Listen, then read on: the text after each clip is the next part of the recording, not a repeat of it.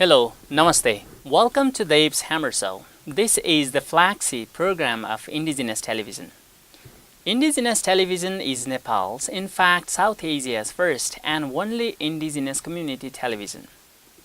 Through this weekly television show, I try to bring the voices of indigenous peoples from around the world, and I try to connect their struggles and successes with one another. In this show, I conduct face-to-face interview and also conduct video conferences, and I try to analyze various contemporary issues which are affecting indigenous peoples. In these episodes as well, I have two young indigenous representatives from Lakota indigenous community from South Dakota in USA. I would like to welcome Mr. Wakíŋyaŋ LaPointe and Thorne LaPointe in this show, and would like to request you to introduce briefly about yourself. My name is Wakíŋyaŋ. I'm Sichong Hu Lakota, which means burnt thigh Lakota.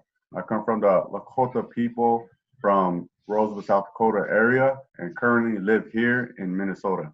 My name is Broken Leg. My English name is Thorne LaPointe. I also come from Roseville, South Dakota, from a community called Wakíŋyaŋ. Our family's community, it means Little Crow's Camp. That's where we originate from. I see. Both of you have long hair. I read that you have long hair to honor your ancestors. Having long hair, how do you honor to your ancestors? So long hair is one of our spiritual traditions. We believe that it connects us with our ancestors. And so our forefathers and our grandmothers wore long hair. And so it's been a tradition to grow it, and in times of mourning, what we call the Washigla ceremony, to cut it when we're mourning a loved one who's went on to the spirit world. And so, as we carry on this tradition of long hair, we wear it in our braids, or sometimes we wear one braid, or we just wear it out. But it has deep spiritual significance of that commitment to our ways of life in terms of trying to carry on and revitalize our cultural ways of life, our languages, and our cultural identities as indigenous peoples and youth here in the Northern Hemisphere. And so we really try to be a role model and to be reflective of those values so that we can help to set a good example for other indigenous youth and peoples. I was gonna go off and say what he said, but that's the tradition of life that we like to really carry and share with our indigenous relatives, particularly our youth and our communities. And we want to exemplify our traditions and the ceremony of the hair, cutting of the hair. So that's just part of the culture of our peoples that we really teach, but we want to teach also not just by talking, but exemplifying it. So the hair really is a spiritual connection to the spirit world. We say it's an extension, and that's why we wear it long, because our ancestors did it, and so too, so do we. How about in your community? Do all younger generations honor their ancestors having long hair? Don't they get cut off their hair? Different indigenous peoples and youth kind of, we live in today's world where sometimes our hair is short and sometimes we grow our hair long. And, but that doesn't really, tell people how they feel about their ways necessarily, because we can have short hair, but we can still love our ways just as our ancestors have. We can have short hair also, and it might be because we cut it off because we're mourning a loved one. So when those who choose to grow their hair long are really helping to be, to carry on that tradition of long hair. And so for those who grow their short hair or just keeps their hair short, that's up to them and how they choose to carry on their own cultural ways of life. Maybe through singing, maybe through taking care of their relatives. Um, but I guarantee you, they have someone in their family who's growing their hair long. And oftentimes, for our people as Lakota people, that tradition is really uh, pronounced and it's really prevalent for a lot of Lakota people here, especially our generation who's choosing to really kind of push forward for the revitalization, for the reawakening of our cultural ways of life, our identities, our languages. There's so much going on, so I really try to pay attention to that aspect of who we are, and that our tradition is in life and while in everything we do, um, not just our long hair, but in many of the traditions we carry on. So, but we always try to encourage our who we are, who we have been since time immemorial, in our peers, in our generation, and so we hope with that kind of energy and refreshed look, we can bring some of these traditions back, like our long hair, um, as many of our other peers are doing across Turtle Island. Having a long hair is perhaps one of the identity of Lakota indigenous community. Why is identity important for you guys? For Lakota people, our long hair, um, many stories to it. There's many traditions to it that we really stay in tune with. Um, and so, us wearing long hair today in the 21st century is actually something that's really necessary, but a really powerful act in that prior to the 1970s here in the United States, having long hair was outlawed, in that there was still a prevalent and heavy mentality where those indigenous peoples that have long hair were uncivilized.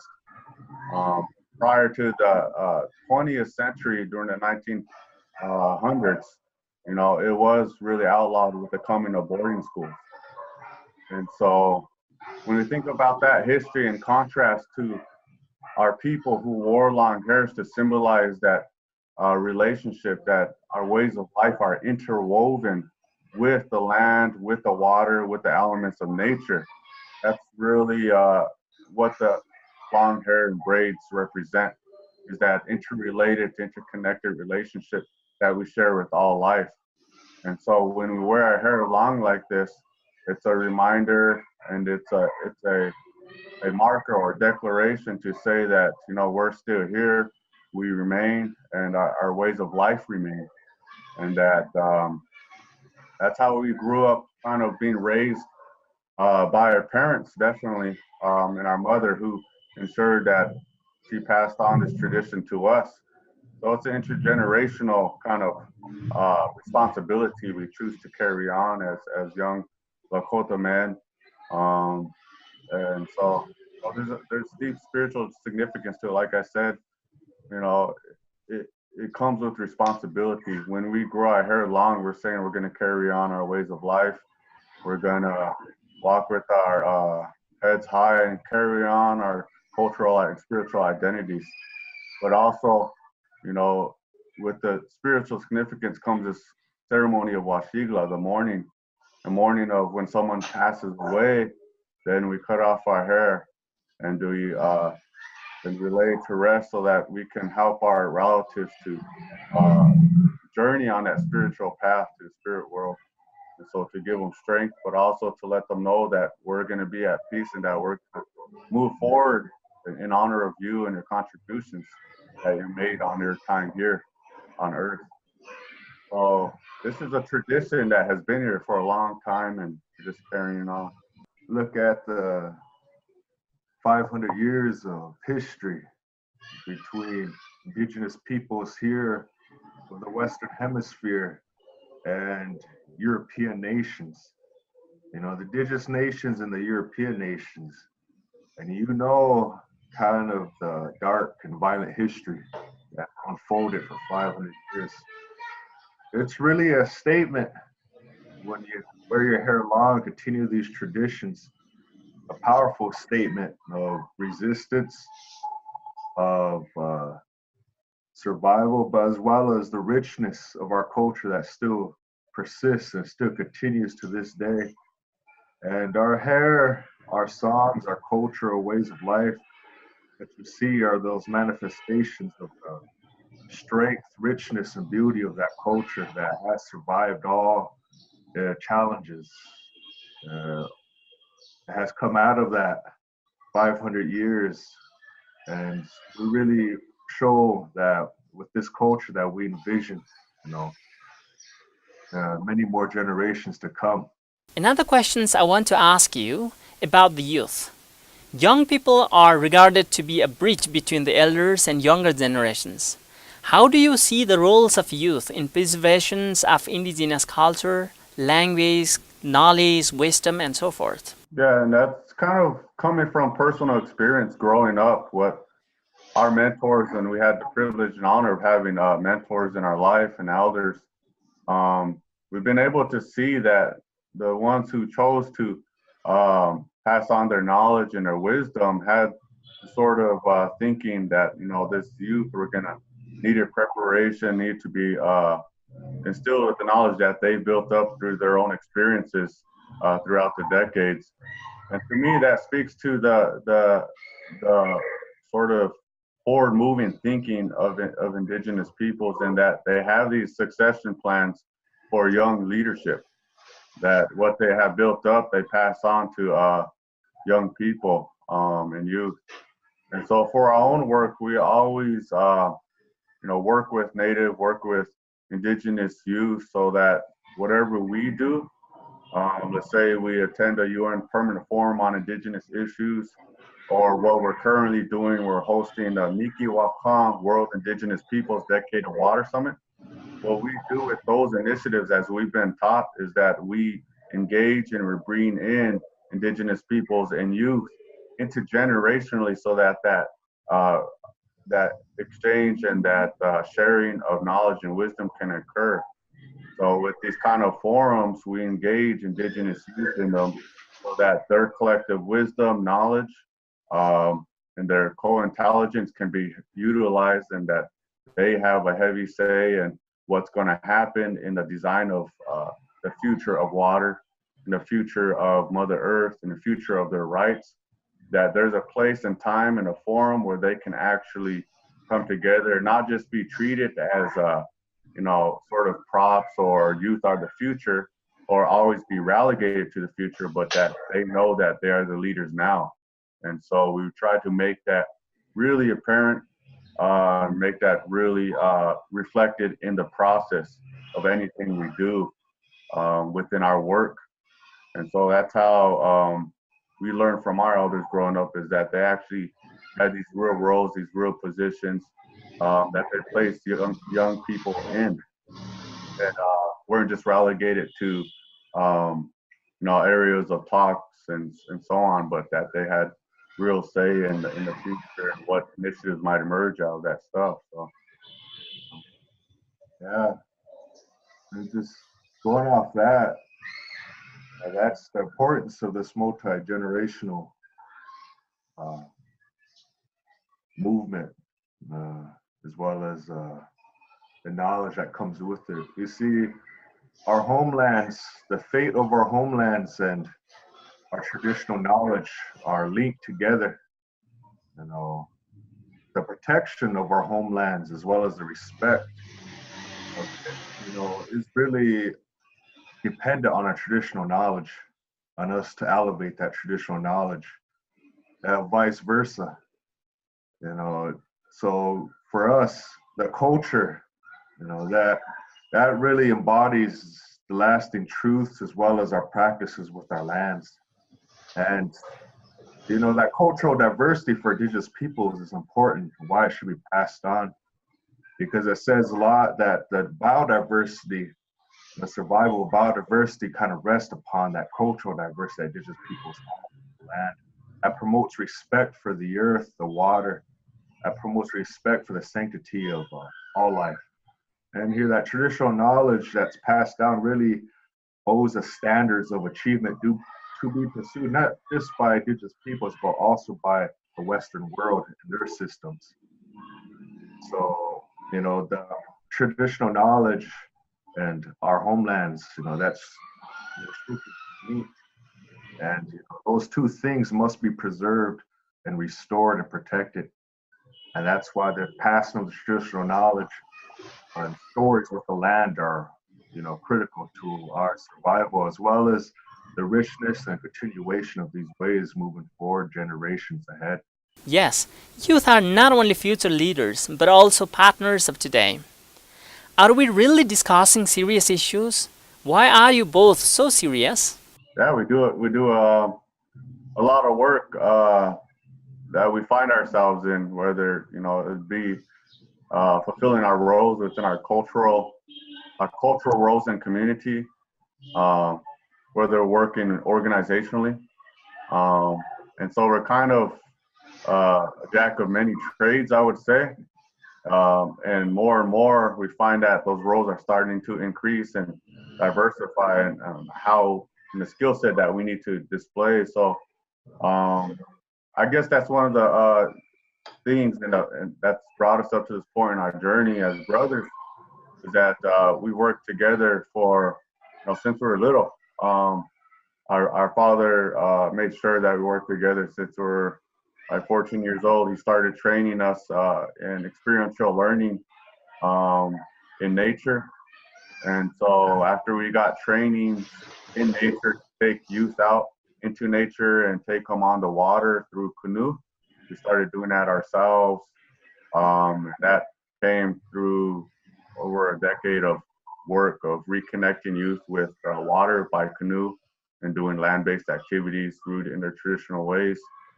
And so that work kind of flowed into different advocacy work, I would say, here locally, nationally, and then internationally with some human rights advocacy. But all of that translated slowly into building our own international community so that we could open up opportunities for these youth to the international level and to kind of connect that international thinking with immense wisdom and knowledge that occurs here at the ground level in our communities. Like to do our work, the way we operate, so to speak, is with our original laws of life. One of our laws that we operate in is called Mitakuye Oyase, means we are all related.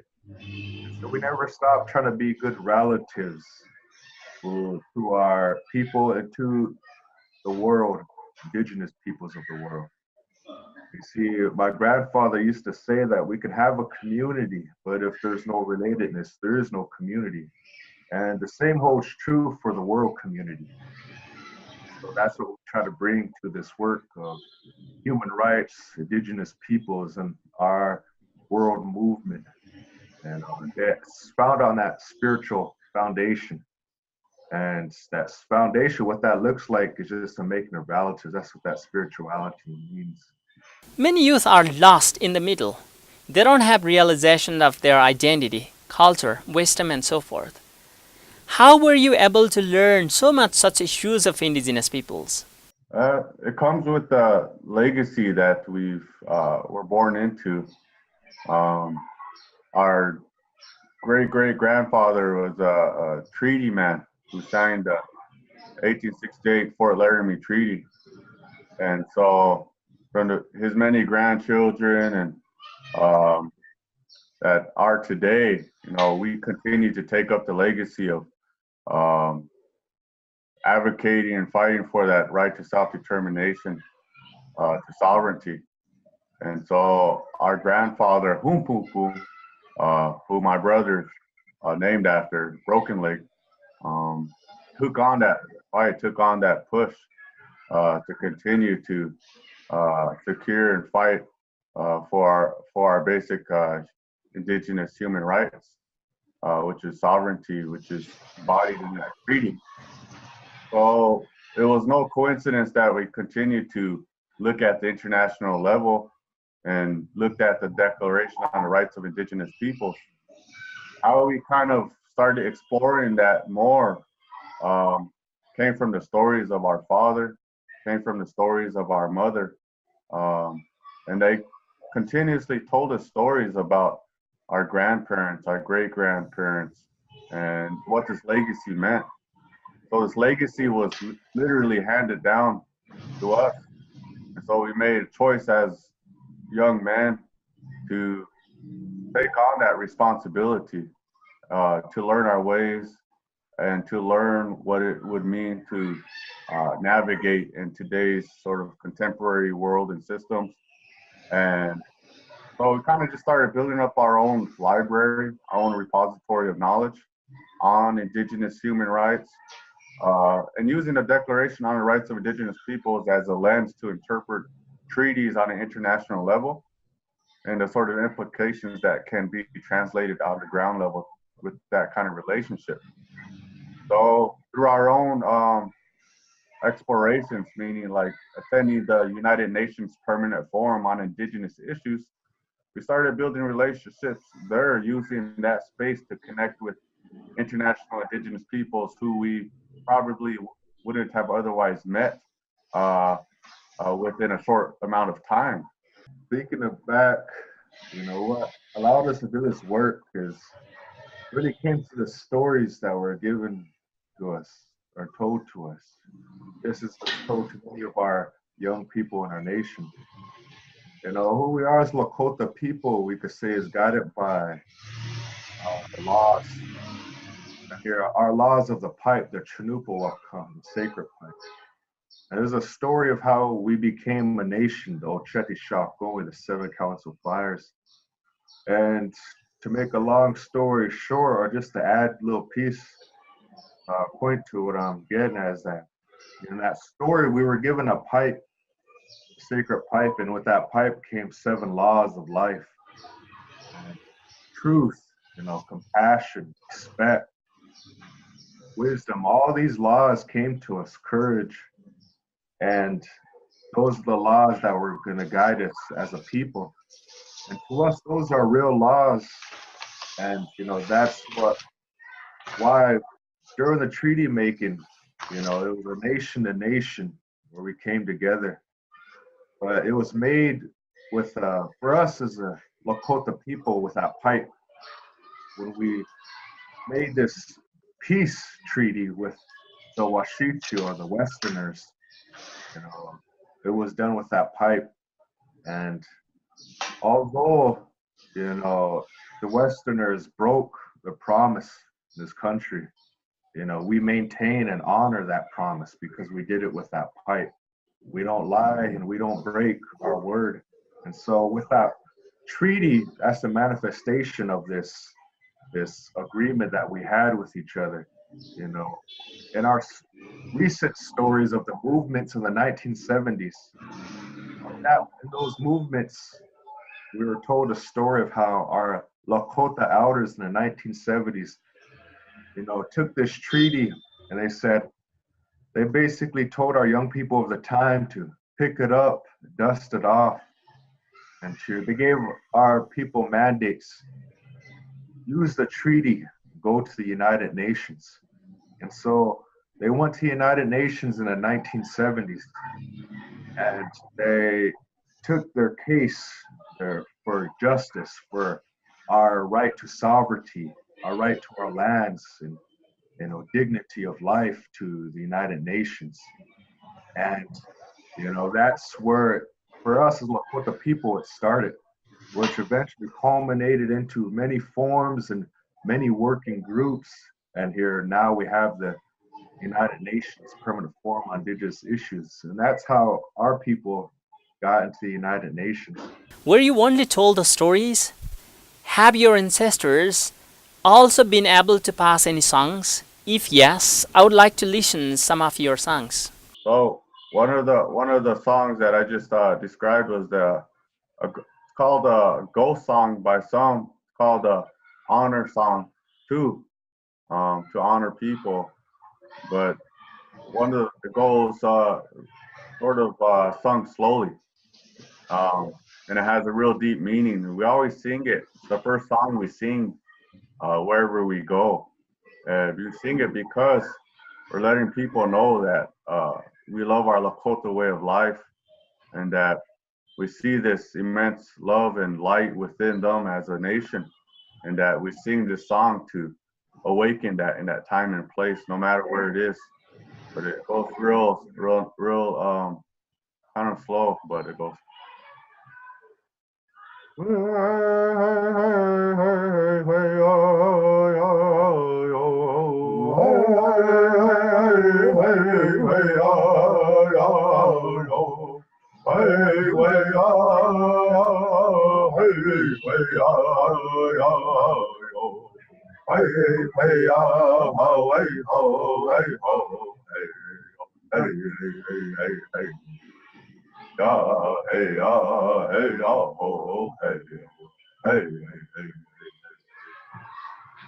Oh, ya ke ai wa ma ya ka po le mi oi sa ko e cha sa ke wa ki lai ye lo so te wa ki hey. One of the honor songs that we sing for our people, for our youth, and it's a reminder and it's a remembrance of our ways of life. And it just says again, you know, people look at me. This is me. This is who I am. I love my Lakota way of life in these hard times. We are almost at the end of the show. At last, I would like to request you to give one-line message to the world Indigenous youth. I'd say for Indigenous youth across the world to know that more than half the world now is youth, that the future really depends on youth coming together globally more than ever now, that we continuously connect with each other, have these conversations on a global level. And so we're doing that ourselves in what we call the Wakíŋyaŋ World Indigenous Peoples Decade of Water Summit. And so we invite all Indigenous peoples and youth to attend this water summit. And maybe you can find it on our website at nikiwakan.org. We can share more about that, maybe on some links. You know, Miniki Waka, water is sacred. So that's what we are convening. And, you know, we want to convene as Indigenous peoples where it's Indigenous led, youth centered. And we want to, you know, really come together. And we have visions as Indigenous peoples. And when we come together, those visions will take concrete forms in our respective communities and our work, using that collective wisdom, using that traditional knowledge that has been passed down. But it could only occur when we come together as Indigenous peoples and not in isolation of each other. Thank you so much, Mr. Wakíŋyaŋ LaPointe and Thorne LaPointe, for your valuable time and esteemed thoughts that you shared with me. Thank you for having us. Wopila. Wopla. I have come to the end of the show. If you have any queries or feedbacks, you can reach me at indigenoustelevision@gmail.com. Next week, at the same time in your television set, I'll come with the new guests from different continents. Till then, have a great weekend. Goodbye.